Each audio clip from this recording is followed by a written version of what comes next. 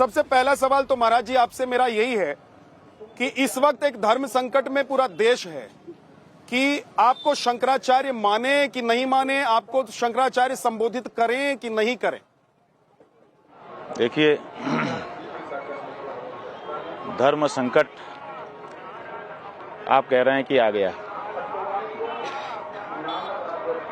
उसका निदान हो, रास्ता मिले, उसके पहले हमको जानना होगा कि हमको धर्म संकट में किसने डाला है, हमारे सामने ये प्रश्न किसने पैदा किया और क्यों पैदा किया, तो इसका जवाब मिल जाएगा। तो ये प्रश्न प्रयाग के माघ मेला प्राधिकरण ने पैदा किया।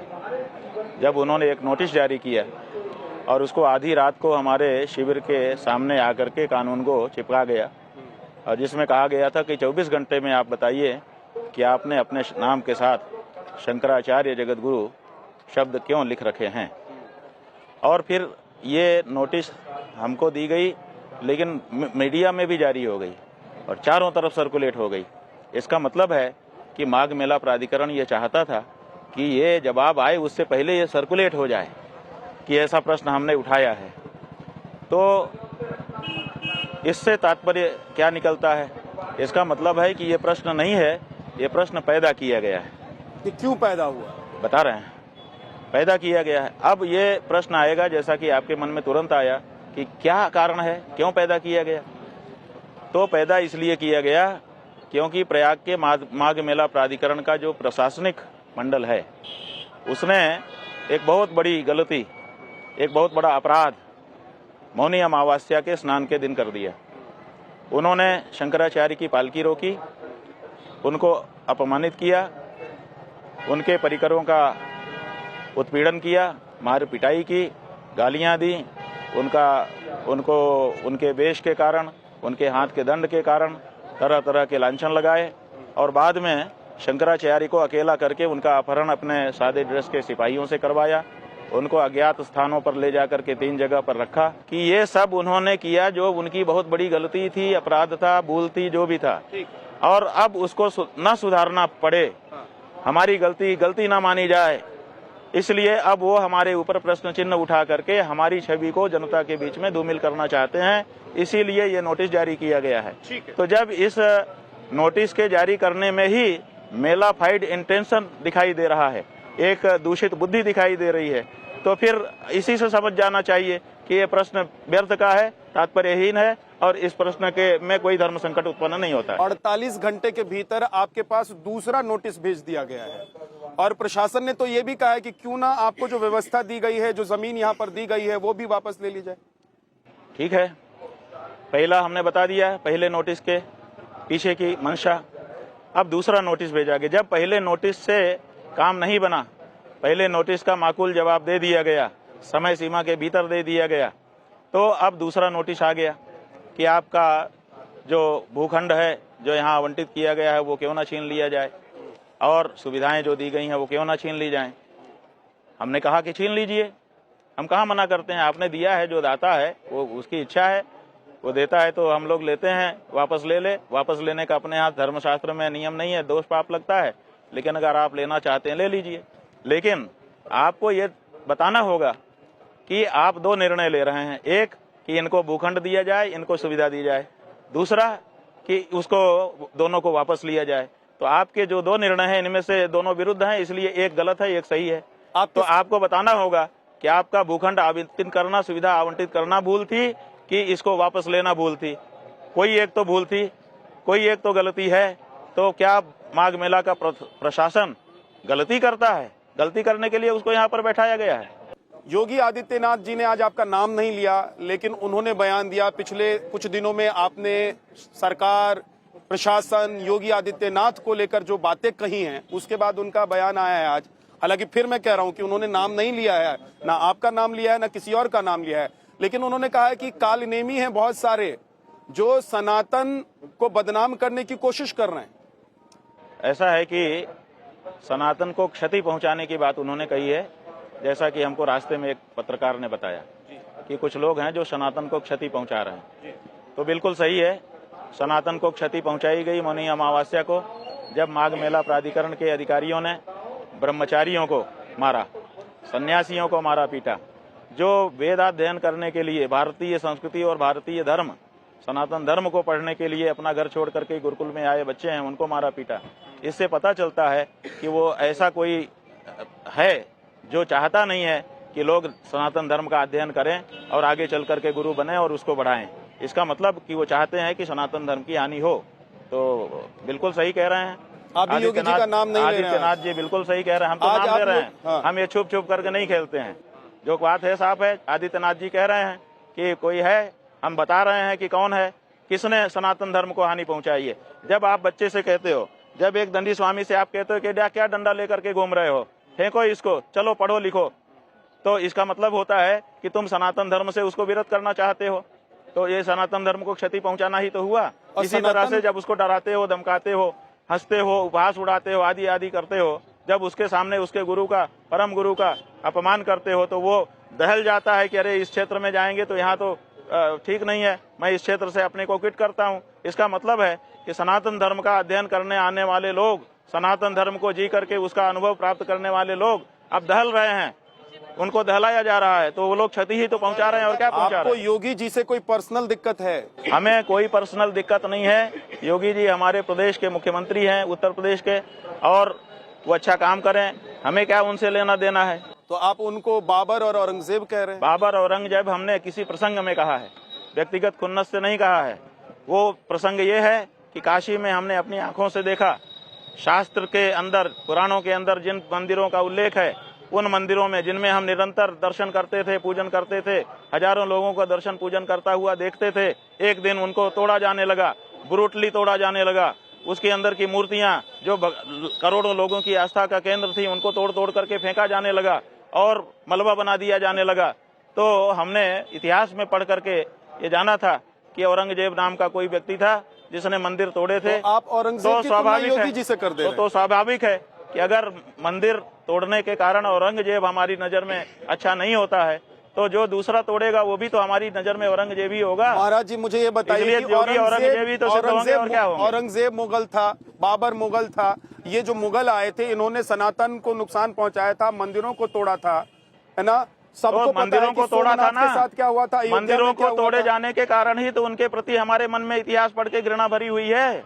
हम उनका नाम लेने में क्यों आक्रोशित हो जाते हैं, क्यों खून खौलता है हमारा उनका जिक्र आने पर? क्यों उनका नाम, जो राम मंदिर क्यों उनका नाम, इतनी मेहनत कर रहे थे, उनका नाम हटा करके हम दूसरे नाम स्थापित करते हैं? महाराज जी योगी जी राम मंदिर के लिए क्योंकि उन्होंने मंदिर तोड़े थे, मूर्तियां तोड़ी थी। अगर वही काम आदित्यनाथ और नरेंद्र करेंगे तो क्या वो सही हो जाएगा? ये कैसे, ये कौन सी परिभाषा है आप लोगों की? राम मंदिर के लिए योगी जी ने जो मेहनत की, राम मंदिर के लिए कौन सी मेहनत की योगी जी ने? बताओ, बता दो। आज सब जनता यहाँ पर खड़ी है और चैनल के माध्यम से भी देखने वाली है। बता दो कौन सी मेहनत लगता है कि योगी जी ने राम मंदिर बता दो कौन सी मेहनत की, बता दो ना। मैं पूछ रहा हूँ आपसे, आप बता दो। आपने कहा ना कि उन्होंने मेहनत की, हमने तो नहीं कहा।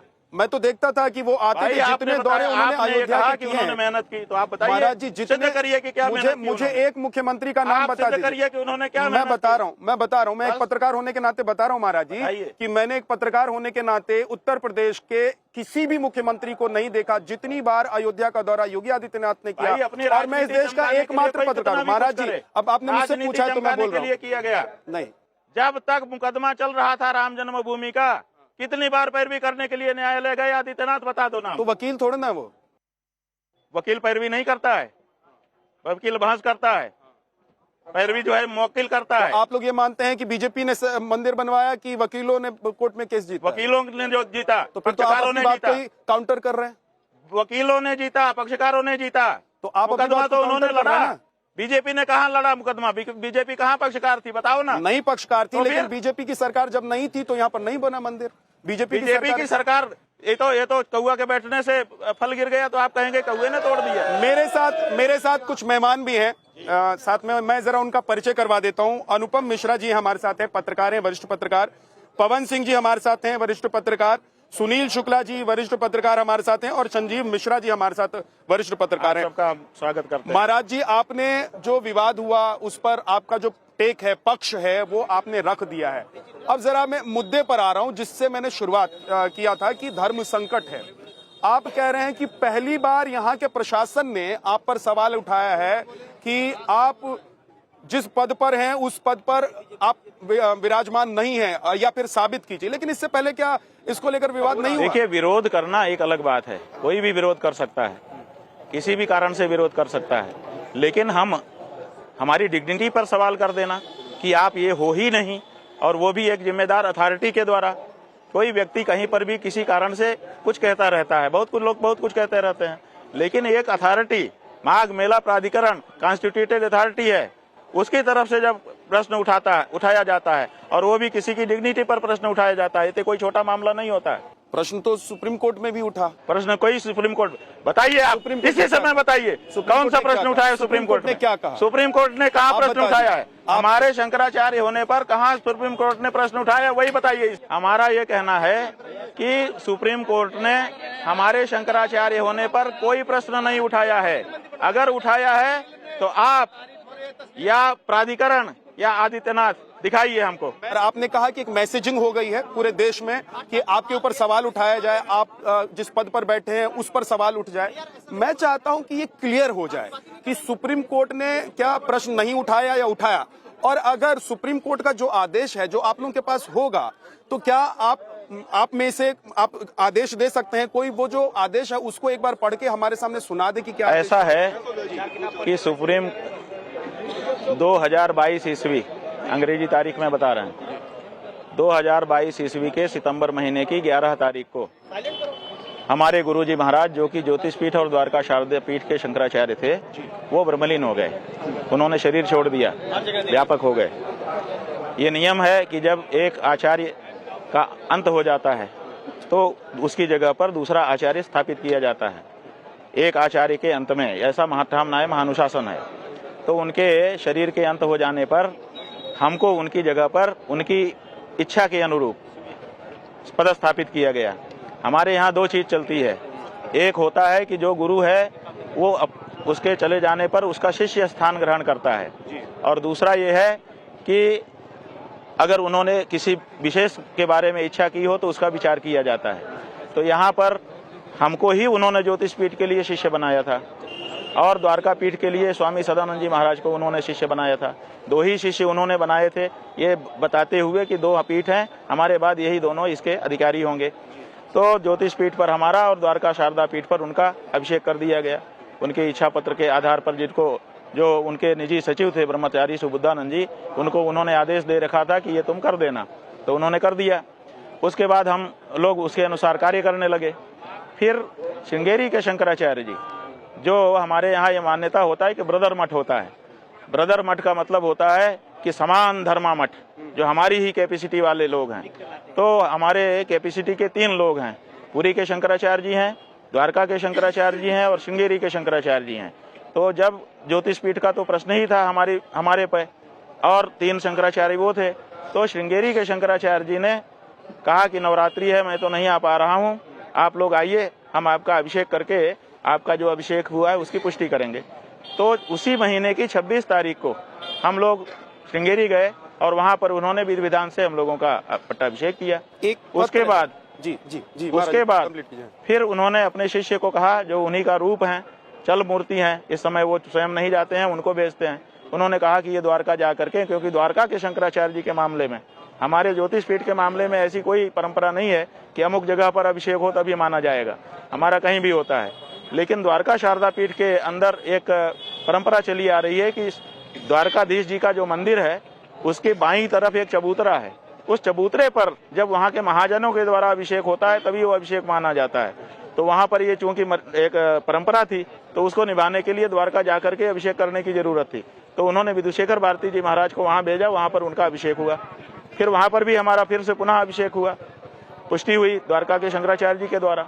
तो अब जो पुरी के शंकराचार्य जी हैं, पुरी के शंकराचार्य जी के कुछ शिष्य, ऐसा बताया जा रहा था कि फेसबुक पर विरोध कर रहे हैं किसी कारण से। तो हम लोगों ने पुरी पीठ के शंकराचार्य जी से संपर्क नहीं किया कि भाई उनके शिष्य कर रहे हैं, इसका मतलब गुरुजी ही उनको कहे होंगे तभी तो कर रहे हैं। तो उनसे हम लोगों ने संपर्क नहीं किया, क्यों, और हमारा काम भी हो गया। क्योंकि जब सुप्रीम कोर्ट में 3 जजों की बेंच बैठती है तो 2 जो कह देते हैं वही फैसला होता है, एक वाला भी उसी के साथ लिखा जाता है लेकिन उसका कोई मतलब नहीं होता है। तो 3 की बात थी, 2 जब हो गए तो हमारा काम हो ही गया था। तो ऐसी परिस्थिति में हम लोग अभिषिक्त हो गए, शंकराचार्य के रूप में काम करने लगे। इधर क्या हुआ कि 23 सितंबर को हमारे जो विपक्षी हैं, जो परंपरागत विपक्षी, हमारे विपक्षी नहीं हैं, हमारे परंपरागत विपक्षी हैं, ज्योतिष पीठ का जो विवाद चल रहा है उसमें हमारे गुरुजी के समय से ही जिनके साथ मुकदमा चल रहा था, जिनको रिस्ट्रेन किया गया था अपने आप को शंकराचार्य कहने से, हमारे गुरुजी को कहा गया था कि आप ज्योतिष पीठ के शंकराचार्य हैं। तो जब हमारे गुरुजी ज्योतिष पीठाधीश्वर की कैपेसिटी में कोर्ट के अनुसार थे, तो उनकी जगह पे हम आए तो हम भी हैं, और उनको रोका गया था। तो उन्होंने 23 तारीख को एक अर्जी करी कि ये अभी मुक्तेश्वरानंद नाम के एक शिष्य वो आ रहे हैं अपने आप को शंकराचार्य कहने के लिए, इनको रोक दिया जाए कि वो अपना अभिषेक ना कराएं, इनको रोक दिया जाए कि ये ज्योतिष पीठाधीश्वर के रूप में कार्य ना करें। ये उन्होंने निषेधाज्ञा के लिए एक आवेदन किया। सुप्रीम कोर्ट में 23 तारीख को उस पर सुनवाई हुई। सुनवाई होने पर हमारे वकीलों ने सारा प्रमाण उनको बता दिया कि हमारा अभिषेक 12 तारीख को ही हो चुका है और हम वर्किंग में आ चुके हैं। कोर्ट में हुआ है, ये सुप्रीम कोर्ट में हुआ, बता रहे हैं सुप्रीम कोर्ट में। महाराज जी, आरोप ये लग रहा है कि आपके वकीलों ने कोर्ट के आदेश के बाद ये बात कहनी शुरू तो हम बता रहे हैं ना, पूरे बता दीजिए, जनता जान तो जाए जी। सुप्रीम कोर्ट में हमारे वकीलों ने पूरे प्रमाणों के साथ बता दिया कि उनका 12 तारीख को ही अभिषेक हो चुका है, वो ज्योतिष पीठाधीश्वर के रूप में कार्य करने लग गए हैं। तो कोर्ट ने उसको रिजेक्ट कर दिया, उनके आवेदन को निरस्त कर दिया। वो मांगने गए थे इनको रोक दे, रोकने को निरस्त करने का मतलब क्या होता है कि उन्होंने मान लिया। उसके बाद नहीं, क्या मतलब है बताइए? उसके बाद सुनिए, ठीक है, रोका नहीं ना उन्होंने, हमको कार्य करने से रोका नहीं ना। ये भी नहीं कहा कि आप नहीं, उन्होंने ये भी नहीं कहा कि आप शंकराचार्य नहीं। सुनिए, उन्होंने ये कहा कि इस पर हम जब मूल मुकदमा सुनेंगे तब फैसला देंगे, अभी हम नहीं रोक रहे हैं उनको काम करने से। तो उन्होंने नहीं रोका। उसके बाद क्या हुआ कि उनका आवेदन निरस्त हो गया। फिर इन्होंने एक दूसरा आवेदन अगले महीने 12 अक्टूबर को दिया सुप्रीम कोर्ट में। जब हम लोग 12-13 को द्वारका में अभिषेक हो रहा था, द्वारका के शंकराचार्य जी का समारोह में थे, उस समय इन्होंने दिया और कहा कि साहब ये 17 तारीख को अपना पट्टाभिषेक कराने जा रहे हैं, इनको रोक दीजिए। और इनको ही नहीं, इनके अलावा बाकी कोई संस्था, बाकी कोई व्यक्ति भी ना कराए, उसको भी रोक दीजिए। तो कोर्ट ने देखा कि और भी लोग तैयार हैं, तो उन्होंने कहा कि हम रोक देते हैं। तो उन्होंने रोक दिया, जैसा इन्होंने मांगा था उसी फ्रेम में उन्होंने आदेश कर दिया कि ठीक है, ग्रांट कर रहे हैं। अब बताइए कि जब हमारा अभिषेक 1 महीना 2 दिन पहले ही हो गया और हम काम करने लग गए, तो उसके बाद रोक कैसे लग सकती है? मुकदमा 3 साल से लंबित है, क्यों नहीं उसका फैसला कराया जा रहा है? क्यों उस पर बहस नहीं कराई जा रही है? ये एक पॉइंट है महाराज जी आपका कि अगर दूसरे पक्ष को लग रहा है कि आप शंकराचार्य नहीं हैं, तो उनको जाकर कोर्ट में ज्यादा तेजी दिखानी चाहिए कि जिस पद को सुशोभित करने वाला एक शंकराचार्य होना चाहिए, अगर आप वो नहीं मानते हैं कि आप हैं, तो उनको जाकर तेजी दिखाकर इस मुकदमे में, यही हम ये पॉइंट है आपका, इसलिए हमें कोई जल्दी नहीं है। ठीक है, अगर उनको दिक्कत थी वो जाते। अच्छा, उन्होंने जो उनका वकील है ना, भारत सरकार का सॉलिसिटर जनरल, वो उनका वकील है, इसका मतलब भारत सरकार लड़ रही है उनकी तरफ से। तो वो तो मेरे पास एक पत्र है, मैं आपको ये पत्र दिखाऊंगा, मुझे लगता है इस पत्र को आप पहचानते होंगे। तो करा ही लेती। हाँ, लेकिन उससे पहले अनुपम जी, आप एक सवाल पूछना चाह रहे हैं? जी, आप पूछिए। स्वामी जी, ये तो आपने बता ही दिया कि सुप्रीम कोर्ट का आदेश आने के पहले आपका पट्टाभिषेक हो गया था, परंतु सुप्रीम कोर्ट ने पट्टाभिषेक पे रोक लगाई आखिरी आदेश में। लेकिन आप कहते हैं मेरा पहले ही हो गया था, इसलिए वो आदेश निष्प्रभावी है। पहले हो नहीं गया था, पहले हो गया था और उसके प्रमाण एफिडेविट के साथ कोर्ट में जमा कर दिए गए थे। जी, कोर्ट के संज्ञान में है। मेरा प्रश्न ये है स्वामी जी कि हमारे यहाँ प्रयाग में कुंभ मेले में चारों शंकराचार्य हमेशा से आते रहे, आज तक किसी के साथ कोई दुर्व्यवहार नहीं हुआ। आपको 2015 में अखिलेश यादव की सरकार में भी आपने देखा था लाठीचार्ज हुआ था, आप अस्पताल में भर्ती हुए थे। अब ये संडे को ये मौनी अमावस्या पे भी ऐसा हो गया। आप मतलब 100 करोड़ सनातनी जानना चाहते हैं कि उनके शंकराचार्य बार बार विवाद के केंद्र में क्यों रहते हैं? आपने पहले कहा कि सभी शंकराचार्य यहाँ आते हैं। पिछले वर्ष यहाँ पर महाकुंभ आयोजित हुआ था, बहुत बड़ा आयोजन था। यहाँ पर जो बाकी के शंकराचार्य हैं, उनके साथ ज्योतिष पीठाधीश्वर शंकराचार्य के रूप में किसने स्नान किया था बताइए? हम ही ने तो किया था। पूरे विश्व में स्नान करते हुए का चित्र और वीडियो जारी हुआ था। तो ज्योतिष पीठ के शंकराचार्य के रूप में श्रृंगेरी के शंकराचार्य जी और द्वारका के शंकराचार्य जी के साथ किसने स्नान किया था? हमने किया था। व्यवहार आपने देख लिया कि ये तीनों शंकराचार्यों का एक साथ हमारे साथ ही ज्योतिष पीठाधीश्वर के रूप में व्यवहार हो रहा है। आपने कहा कि 2015 में हम शंकराचार्य के पद पर नहीं थे, हम शंकराचार्य जी के प्रतिनिधि थे। अपने गुरुजी, हमारे गुरुजी शंकराचार्य थे, हम उनके रिप्रेजेंटेटिव कैपेसिटी में थे। हम धर्म का कार्य हर समय करते रहते हैं, धर्म के लिए लड़ाई लड़ते रहते हैं। तो जब काशी में भगवान गणेश जी की मूर्ति को 3 दिन तक सड़क के बीच में रोक करके रखा गया, ना उनकी पूजा हो पा रही थी, ना उनका कोई सम्मान हो पा रहा था, उनका असम्मान हो रहा था, तो हम वहां पर सड़क पर गए और हमने कहा कि भाई ये ठीक नहीं है, मूर्ति को आप ले चलिए, किसी सुरक्षित जगह पे वहां रखिए, पूजा आरती होती रहे, आप लोग विवाद करते रहिए। इसी बात पर वहां का जो डीएम था उसने हनक दिखाई और लाठीचार्ज करवा दिया। रात को 1 बजे लाठियां मारी गई, हमारे बटकों के ऊपर भी लाठी मारी गई। जो हमारे साथ जो बच्चे रहते हैं वो पढ़ने के लिए रहते हैं, हम उनको रोज पढ़ाते हैं, और उसके बाद हमारे ऊपर भी लाठियां मारी गई। आपने ठीक कहा कि हम अस्पताल में भर्ती हुए क्योंकि चोट थी। तो बाद में उसके लिए क्षमा याचना की उन्होंने कि हमसे गलती हो गई, क्योंकि उन्होंने गलती की थी। तो हम चोरी करते हुए नहीं मारे गए थे, हम डकैती करते हुए नहीं मारे गए थे, हम धर्म का कार्य करते हुए मारे गए थे। मेरा प्रश्न हमारा हाँ, हमने बता दिया आपका जवाब कि हमारे साथ इसलिए होता है क्योंकि हम धर्म कार्य करते हैं। बाकी शंकराचार्य धर्म का कार्य, उनकी शैली अलग है, हमारी शैली अलग है। तो आपकी ऐसी शैली है, हमारी शैली है, हमारी शैली के कारण टकराहट हो जाती है। महाराज जी, आपकी शैली ऐसी क्यों है कि हमारी शैली है, हम सामना करते हैं। आपकी शैली ये है कि माघ मेला में जहाँ पर कोई भी रथ में या जिस पालकी पर आप सवार हैं, इस पालकी को लेकर स्नान करने के लिए घाट तक पहुंचते भाई, हम हर माघ मेला में जाते हैं, पालकी में जाते हैं। इसके पहले भी माघ मेले यहाँ पर हुए हैं, उन माघ मेले में भी हम पालकी से ही मौनी अमावस्या के दिन जाकर के स्नान करते हैं। स्वरूपानंद सरस्वती तो बोट से चले जाते थे। ठीक है, उनका अपना शरीर की परिस्थिति थी, वो कैसे जाते थे वो उनके शरीर की परिस्थिति है। करोड़ों लोग आते थे, उनको भी परेशानी नहीं होती थी, वो भी बात ये है कि हम कहाँ कह रहे हैं कि किसी को परेशानी, हमारे से कौन सी परेशानी थी, हमारे से कौन सी परेशानी थी, किसको, किसी जनता ने अभी तक नोट कराया आपको? एक चीज और जानना, किसी जनता ने आपको नोट कराया कि हमें शंकराचार्य जी से परेशानी थी? यहाँ ये काल्पनिक प्रश्न है, ये काल्पनिक प्रश्न है, नहीं, ये सवाल चल, ये काल्पनिक प्रश्न है, इसका आधार नहीं है। महाराज जी, मेरा सवाल ये है कि जहां पर ये पूरा विवाद हुआ था, पुलिस प्रशासन का, यहाँ के प्रशासन का कहना यह है कि उनके पास सबूत हैं, है ना? मेरा सवाल ये नहीं है कि उनके पास सबूत हैं या नहीं है, वहां पर क्या हो रहा था। मेरा सवाल ये है कि आप तो सन्यासी हैं, आप तो धर्मगुरु हैं, आप धर्माचार्य हैं, आप अगर वहां से पैदल चले जाते स्नान करने के लिए, तो इससे तो और करोड़ों सनातनियों को सीख मिलती कि महाराज जी, शंकराचार्य जी जा रहे हैं, हम भी पैदल जाएंगे। ऐसा है कि बिल्कुल सही कह रहे हैं आप, अगर हम पैदल चले जाते तो बड़ी सीख मिलती, लेकिन ये नजीर बन जाती कि कोई भी शंकराचार्य अगर पालकी से जा रहा है तो प्रशासनिक अधिकारी आकर के उसको कहे कि उतर जाओ, तो उसको उतरना पड़ेगा। वो कहेगा कि देखिए वो शंकराचार्य उस समय आए थे, उनको कहा गया था, वो उतर गए थे, आप भी उतरिए। तो ये एक गलत नजीर बन जाती, जिससे आगे के शंकराचार्यों की मान मर्यादा में बाधा आ जाती। इसलिए मान मर्यादा की रक्षा के लिए हमको इस पर स्ट्राइक लेना पड़ा, और ये लेना पड़ता है। ऐसे हजारों उदाहरण हम आपको बताएंगे जहाँ पर मान मर्यादा के लिए लोगों ने स्ट्राइक लिए हुए हैं। लेकिन महाराज जी, पालकी पर माघ मेले में जाने की एक बार अगर आपने अपनी मर्यादा से समझौता किया तो बार नहीं, हम कोई गलत परंपरा स्थापित नहीं कर रहे। देखिए, गलत परंपरा हम नहीं स्थापित कर रहे, आप गलत आरोप लगा रहे हैं हमारे ऊपर। आपके आधार क्या है ऐसा कहने के पीछे? आपका कौन सी गलत परंपरा आप स्थापित कर रहे हैं?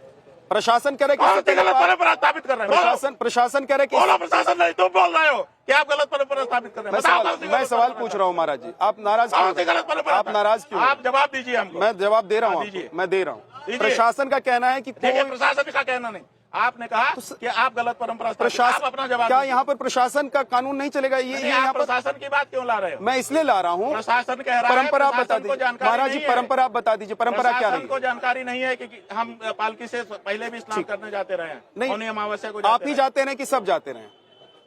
हम अपनी बताएंगे कि दुनिया की बताएंगे? नहीं, आपको तो सबके बारे में पता है। प्रशासन को जानकारी होनी चाहिए ना। प्रशासन के पास लाखों रुपए का सीसीटीवी लगा रहता है। प्रशासन के अधिकारी एक एक चीज नोट करते रहते हैं। सब चीज लिखित पढ़ित में रहती है।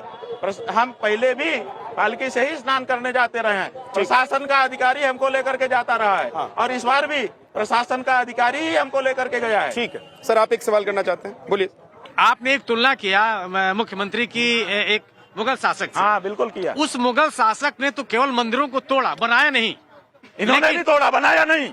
इन्होंने भी तोड़ा, बनाया नहीं। 150 मंदिर तोड़ दिए और एक नहीं बनाया। चलिए बताइए, पूरी सूची, पूरे फोटोग्राफ, पूरा अक्षांश देशांश सब है हमारे पास। 150 मंदिर तोड़े और एक नहीं बनाया।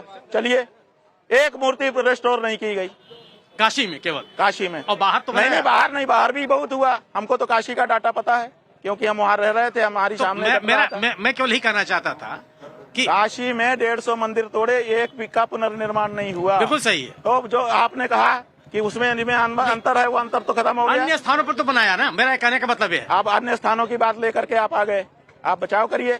हम काशी की एक जगह की जहाँ की बात चल रही है, जहाँ के कारण हम कह रहे हैं उनको, उसी के कारण तो हम कह रहे हैं। का महाराज जी अगर जो सौंदर्यीकरण आंखों से हो रहा हमने अपनी आंखों से जो देखा है, उसके बारे में हम बोल सकते हैं, बाकी के बारे में हम नहीं बोल रहे हैं। लेकिन महाराज जी, काशी का अगर सरकार चाह रही है कि सौंदर्यीकरण हो, अरे तो भाई सौंदर्यीकरण हो, मंदिरों, हम कहते हैं खूब सुंदर तुम हो जाओ, लेकिन इनको मार करके तुम प्लास्टिक सर्जरी करोगे।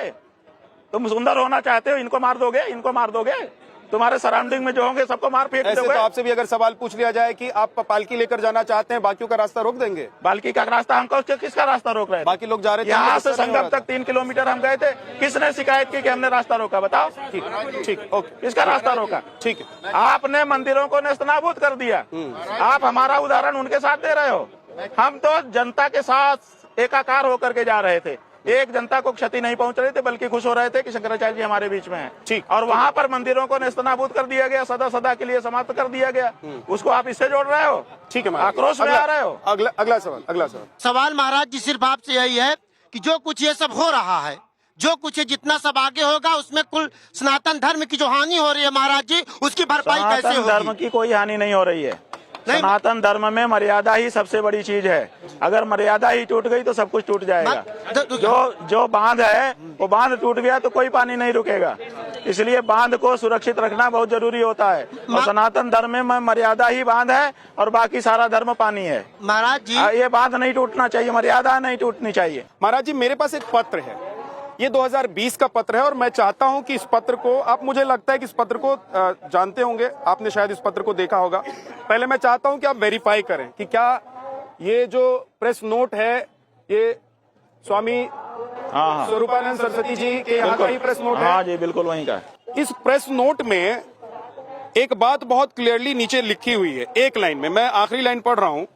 इसमें साफ तौर पर कहा गया है कि हमारे द्वारा अभी तक ज्योतिष पीठ एवं द्वारका शारदा पीठ, दोनों पीठों पर किसी को अधिकृत रूप से उत्तराधिकारी एवं शंकराचार्य घोषित नहीं किया गया है।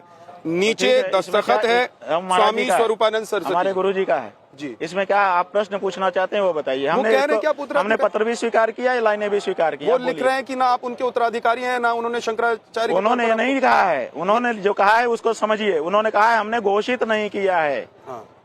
इसका मतलब हमने मनोनीत भी नहीं किया है, हमने तैयार भी नहीं किया है, ये नहीं है। उन्होंने लिखा है, साफ लिखा है, पढ़ लीजिए, घोषित। हमने घोषित नहीं किया है, तो बिल्कुल सही है, घोषित नहीं किया। एक सेकंड, उन्होंने कहा कि हमने घोषित नहीं किया है। 2017 में महाराज जी का जो उत्तराधिकार का घोषित नहीं थी, नाम घोषित नहीं थे। नहीं, पंजीकृत वसीयत जो है वो छुपी हुई है। वसीयत 17 में हुई है, 1 फरवरी 17 को हुई है, लेकिन वो उद्घोषित नहीं है। वही तो कह रहे हैं महाराज जी कि अभी तक हमने घोषित नहीं किया है। लेकिन इसका मतलब ये थोड़े है कि हमने मनोनीत भी नहीं किया है, हमने कोई व्यवस्था भी नहीं बनाई है। ये कहाँ लिख रहे हैं? वो कह रहे हैं घोषित नहीं किया है। बिल्कुल सही है, घोषित नहीं है। लेकिन घोषित तो 12 सितंबर को हुआ। उसके पहले कहाँ घोषित था? तो उसके पहले जो भी कहेगा, चाहे गुरुजी कहें चाहे चेला जी कहें, यही कहेंगे कि घोषित नहीं है। बिल्कुल सही है, 11 सितंबर को तो शांत हो गए। 11 सितंबर को भाई उसके पहले का ये है। वो कह रहे हैं कि घोषित नहीं किया है। बिल्कुल सही है, घोषित नहीं किया था। ये तो ठीक वैसी क्या गलत कह रहे हैं? सुप्रीम कोर्ट ने कहा कि आप शंकराचार्य हैं या नहीं है, हम इस पर अभी कुछ नहीं बोल रहे हैं, विचाराधीन। आप कुछ नहीं बोल रहे हैं, इसका मतलब खंडन तो नहीं है ना। लेकिन इसका मतलब ये भी तो नहीं है कि आपके गुरुजी ने कहा कि नहीं, ये हमारे उत्तराधिकारी होंगे या हमारे हमारे नाम लेकर के पूछा गया है गुरुजी से। ये आपके ही संदर्भ में पता है। नहीं, आप बोलेंगे तो मैं बड़े स्क्रीन पर इसको नहीं, सवाल ये है, आप खूब बड़े स्क्रीन पर दिखाइए, छपवा के लगवा दीजिए। लेकिन उसमें लिखा है कि हमने अभी तक घोषणा नहीं की है, हम उसको स्वीकार कर रहे हैं क्योंकि घोषणा नहीं की थी उन्होंने। मेरा एक सवाल और है, कि क्या कोई व्यक्ति जो कभी राजनीतिक जीवन से जुड़ा रहा हो वो सनातनियों के इस शीर्ष पद पर विराजमान हो सकता है क्या? ऐसा है कि राजनीति के पद पर जो रहते हैं वो संन्यास नहीं ले सकते, ऐसी तो बात नहीं है। कोई हमारे यहाँ वृतकाध्यापन के लिए निषेध है कि पैसा लेकर के अगर किसी ने पढ़ाया है तो वो सन्यासी नहीं हो सकता। हमने तो वृतकाध्यापन तो किया नहीं है, हमने कोई राजनीति भी नहीं की है। छात्र जिस समय हम थे उस समय छात्र संघ की राजनीति होती है, छात्रों की आवाज उठाने के लिए, उसमें हम जरूर निर्वाचित हुए थे छात्रों के कहने पर। तो उसके बाद मैं ये मान लेता हूँ कि आप जो कह रहे हैं ऐसा कोई शास्त्रीय निषेध है मैं नहीं। ये मान ले रहा हूँ कि आप जो कह रहे हैं यही ब्रह्म वाक्य है। ब्रह्म वाक्य से बड़ा वाक्य है, हम कभी झूठ नहीं बोलते। नहीं, मैं झूठ की बात तो कर ही नहीं रहा हूँ, मैं ये कह रहा हूँ कि प्रक्रिया यही है, क्योंकि इसके बाद जब ये सब चलेगा उसके बाद आप बिल्कुल बिल्कुल बिल्कुल बिल्कुल। महाराज जी, आपने एक आरोप बहुत गंभीर लगाया। आपने कहा कि योगी आदित्यनाथ की जो पुलिस वहां पर मौजूद थी वो जानबूझकर भगदड़ कराना चाहती थी, आपको मारने की साजिश रची गई थी। योगी आदित्यनाथ को आपसे क्या दिक्कत है? आपको मारने की साजिश आखिर क्यों रची जाएगी, इसका क्या जवाब है? देखिए, हमने ये क्यों कहा, इसलिए कहा कि हमने वहां पर कुछ अनुभव किया। अनुभव क्या किया कि पहले हमको बहुत देर तक रोका गया, रोक करके माइक में बार बार अनाउंस करके भूमिका बनाई गई कि माहौल बिगाड़ रहे हैं। उसके बाद फिर हमारे लोगों को पकड़ पकड़ करके हमसे दूर कर दिया गया, इतनी दूर कि हम उनको देख भी नहीं सकते थे, वो भी हमको नहीं देख सकते थे। उसके बाद सादे ड्रेस में पुलिस ने हमारा अपहरण किया, तन्हा अकेले हम, और हमको ले जा करके अज्ञात स्थान पर रख दिया। वहाँ पर रखे रहे, आधा घंटा वहाँ पर हम खड़े रहे। उसके बाद फिर दूसरी जगह पर वो लोग आए, ले गए, फिर वहाँ पर 15-20 मिनट रखे रहे, फिर तीसरी जगह ले गए, फिर वहाँ पर 15-20 मिनट रखे रहे, तब चौथी जगह पर यहाँ ले आए। तो हम ये विचार कर रहे हैं कि आखिर ये ऐसा क्यों कर रहे थे, आखिर वो हमको अकेला क्यों कर रहे थे और बार बार इंसिस्ट क्यों कर रहे थे कि नीचे उतरो नीचे उतरो।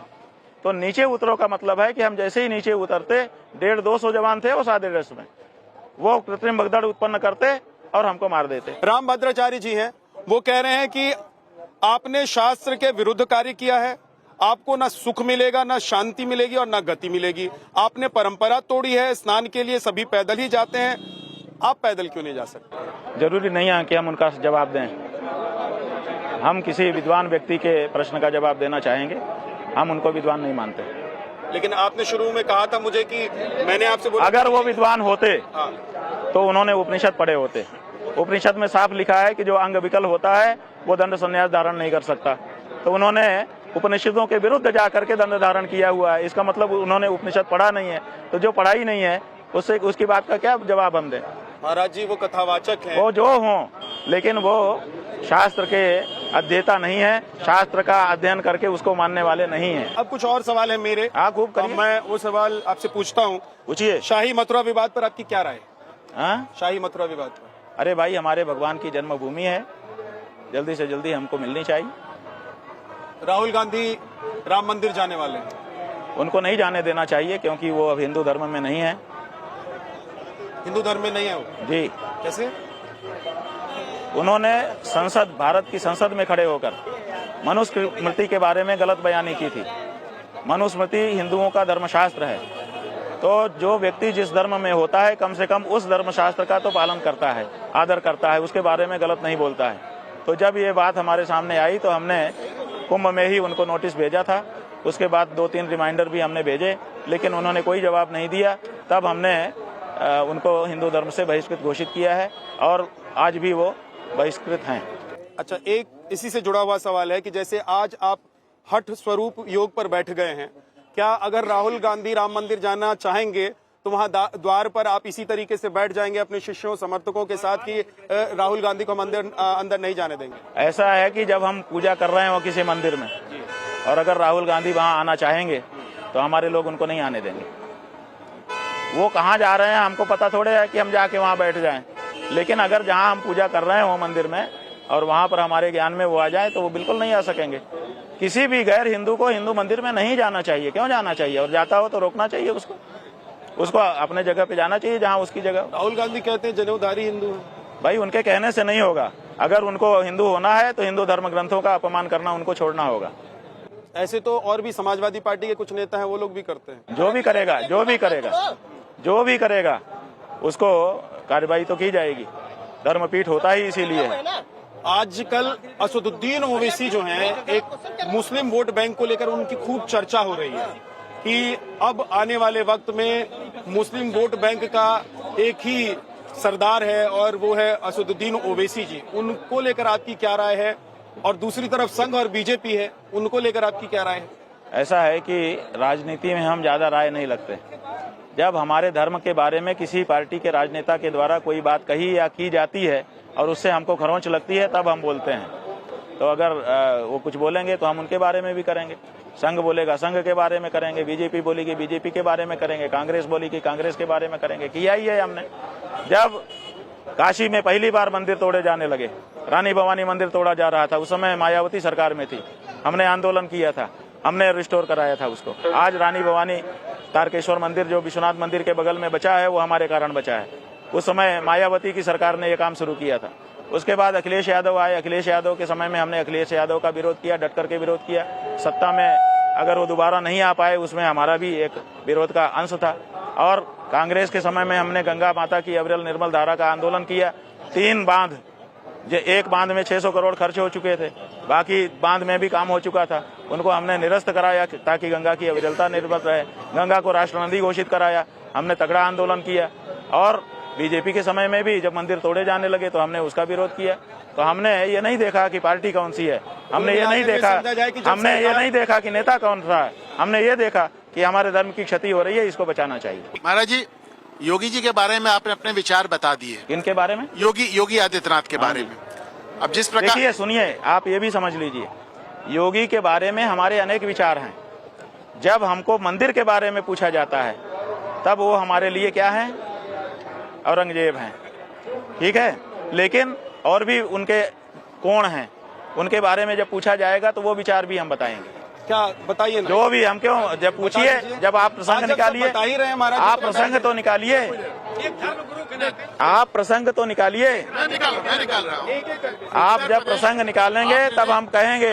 उत्तर, जैसे आपने कहा कि महाराष्ट्र में आप उद्धव को मुख्यमंत्री देखना चाहते हैं। अरे भाई, वो इसलिए देखना चाहते थे कि धोखा हुआ था। यूपी में किसको देखना चाहेंगे मुख्यमंत्री? उसके हम तो सनातनी को देखना चाहते हैं। कोई ऐसा व्यक्ति, नाम से हम हमारा कोई लेना देना नहीं है, सच्चा सनातनी होना चाहिए। जी को सनातनी नहीं मानते? हो जाए वो सनातनी, हो जाए वो सनातनी। अभी नहीं है क्या? अरे सनातनी होते तो शंकराचार्य का अपमान उनकी पुलिस करती, और फिर भी 4 दिन बीत जाता। बाबा बागेश्वर को आप राजनीतिक एजेंट कहते हैं क्योंकि वो कहते हैं कि जात पात की करो विदाई, सारे जो हिंदू हैं, सनातनी हैं, वो भाई भाई। तो अगर वो राजनीतिक एजेंट हैं तो किसके एजेंट हैं? और अगर वो कह रहे हैं कि सब लोग साथ आ जाओ, जात पात की विदाई कर दो, तो क्या ऐसा नहीं होना चाहिए? क्या आप चाहते हैं कि सनातनी जात पात में बटे रहें? अगर आप चाहते हैं सनातनी जात पात में बटे रहें तो लोग तो ये भी कहेंगे कि आप भी विपक्ष के एजेंट हैं। ऐसा है कि जब हम उनको कह रहे हैं कि ये राजनीति के एजेंट हैं, मान लो हमने ऐसा कहा हो, हमको तो ध्यान नहीं आ रहा है, ऐसी शब्दावली हम कहेंगे हमको नहीं लग रहा है, लेकिन मान लो कहा भी हो, किसी फ्लो में निकल गया हो, तो हम किस अर्थ में कह रहे हैं? हम इस अर्थ में राजनीति का एजेंट उनको कह रहे हैं कि राजनीति के लोग बोलते कुछ है, करते कुछ है। जो धार्मिक लोग हैं वो जो बोलते हैं वही करते हैं। तो अगर वो कह रहे हैं कि जात पात की करो विदाई, तो हमारा ये कहना है कि उनको तत्काल किसी दलित कन्या से विवाह करना चाहिए और सड़क पे नहीं भोजन करना चाहिए। उनको दलित कन्या से विवाह करके उसके हाथ की बनाई रोटी खा करके दिखा देना चाहिए कि देखो मैं जात पात को नहीं मान रहा हूँ। लेकिन ऐसा वो नहीं कर रहे हैं, तो इसका मतलब है कि राजनीति की जैसे कह कुछ रहे हैं, कर कुछ रहे हैं। इस अर्थ में हम उनको राजनीति वाला कहते हैं। वो कहते हैं कि 4 संतान कम से कम करना चाहिए सनातनियों को। इस पर हम कहते हैं 4 नहीं, हमारे यहाँ शतपुत्रवती भव, 100 पुत्र करो ना, कौन मना करता है? क्यों स्टॉप लगाते हो? आप समझिए कि जनतंत्र के समय में जब एक वोट का महत्व होता है, उस समय हिंदू अपने बच्चों की संख्या कम करके राजनीतिक रूप से बहुत पीछे जा रहा है, और जो लोग ज्यादा बच्चा पैदा कर रहे हैं वो आगे भविष्य के राजा हैं। इसलिए कम बच्चा पैदा करना बिल्कुल सही नीति नहीं है। हमको पर्याप्त बच्चे पैदा करना चाहिए। देश की आबादी तो इतनी वैसी, देश की आबादी का प्रबंधन किया जाना, कोई चीज बढ़ जाए तो उसका अच्छा प्रबंधन करना चाहिए। आपके नेताओं को प्रबंधन आता ही नहीं है। अगर इनके पास आबादी की समृद्धि है तो उसका सदुपयोग करना आप बता शुरू दीजिए करें। प्रबंधन कैसे होना चाहिए?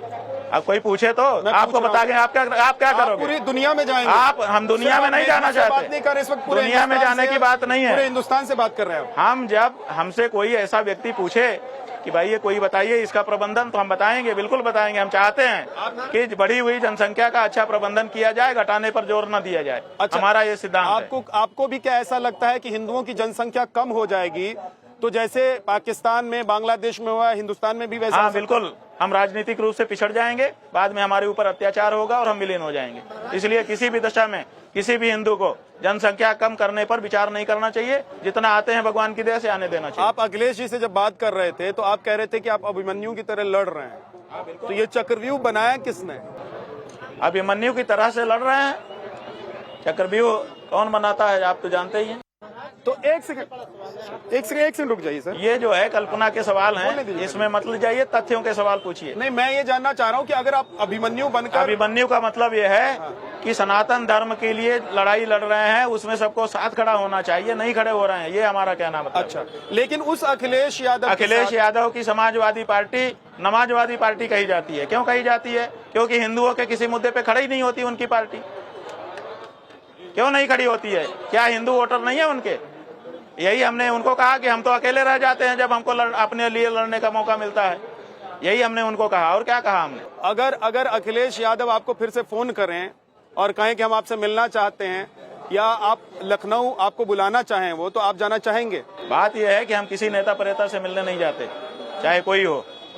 अगर वो आएंगे, हमारा दरवाजा सबके लिए खुला रहता है, जैसे इनके लिए, जैसे इनके लिए, जैसे उनके आपके लिए लिए, भी वैसे जिन्होंने उनके कार लिए। सेवकों पर, जिनकी पार्टी ने गोली चलाई, कोई आए, सरकार ने, आगत का स्वागत है, ये हमारी संस्कृति है। जिन्होंने आप पर लाठी चलाई, उसका जो कर्म है उसका फल अलग वस्तु है, लेकिन जो दरवाजे पे आ गया है उसका शत्रु का भी स्वागत हमारे पूर्वजों ने किया है, हम करते हैं। और अरशद मदनी कहते हैं कि देश के मुसलमान ठगे हुए महसूस करते हैं। आपको लग रहा है कि भाई वो अपना अनुभव कह रहे हैं, उनको कोई अनुभव हुआ होगा, इसी के अनुभव को हम कैसे डिनाई कर सकते हैं? तो अल्पसंख्यक वो कहते हैं तो उनको थोड़ा ज्यादा, भाई वो रोएंगे उनका नहीं तो ध्यान- और ज्यादा कैसे पाएंगे? जितना रोएंगे, जितना पैर पटकेंगे, उतनी और ज्यादा मिलेगा। इसलिए रोना उनकी टैक्टिस है। वो दुख में नहीं है, कष्ट में नहीं है, वो रोते हैं ताकि और ज्यादा मिले, और ज्यादा मिले, टैक्टिस है उनकी। उनके मंदिर मस्जिद को तोड़ा जा रहा है वो कहते हैं। आपको लग रहा है देश में ऐसा माहौल हो गया है 2014 के बाद अभी तक कि मुसलमान प्रताड़ित हैं, पीड़ित हैं, उनके अभी मंदिर तक- मस्जिदों को टारगेट किया जा रहा है? अभी तक कोई मस्जिद नहीं तोड़ी गई। अभी तक कोई मस्जिद, एक भी रिपोर्ट नहीं हुई है कि तोड़ी गई हो। हाँ, जो मंदिर था वो मंदिर के बारे में मांग जरूर प्रबल हुई है, और वो होना भी चाहिए।